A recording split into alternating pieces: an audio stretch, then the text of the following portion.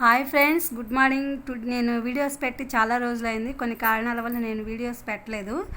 Today topic వచ్చేసి ఏంటంటే 10th class exams దగ్గరికి వస్తున్నాయి కాబట్టి పబ్లిక్ ఎగ్జామినేషన్స్ ఇంకా 3 months ఉంది కాబట్టి ఫ్రీ పబ్లిక్ వీటన్నిటికీ ఉపయోగపడే విధంగా నేను ఇంపార్టెంట్ క్వశ్చన్స్ సబ్జెక్ట్స్ వైజ్ పెడదాం అనుకుంటున్నాను. అందుకని today topic in my video వచ్చేసి biology. First of all English medium, English Telugu mediums both languages in my videos uploading చేద్దాం అనుకుంటున్నాను. అందుకని చెప్పి టుడే వచ్చేసి ఇంగ్లీష్ మీడియం అప్లోడ్ చేస్తున్నాను. 10th క్లాస్ ఇంపార్టెంట్ క్వశ్చన్స్ ఇవి సెక్షన్ బికి సంబంధించినవి. అంటే ఇవి దాదాపు 3 or 4 మార్క్స్కి సంబంధించిన క్వశ్చన్స్, అలాగే 10 మార్క్స్కి సంబంధించినవి అవి కూడా ఉంటాయి.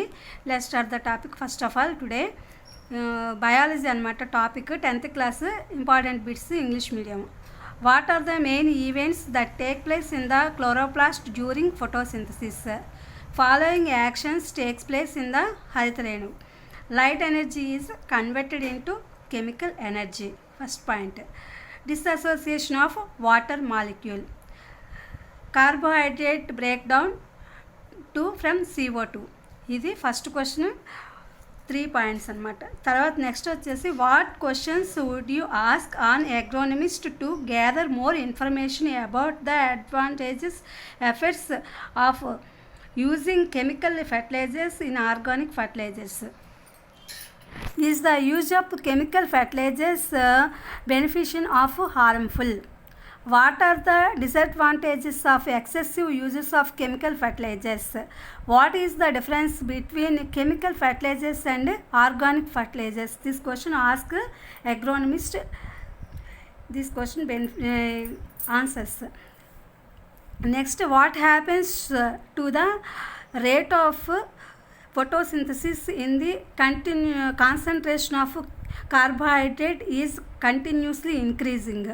The rate of photosynthesis activity increase with the percentage of CO2 in air. An increase in CO2 percentage up to 1% naturally occurring photosynthesis. It is continues to increase CO2 becomes poisons and harm the plant.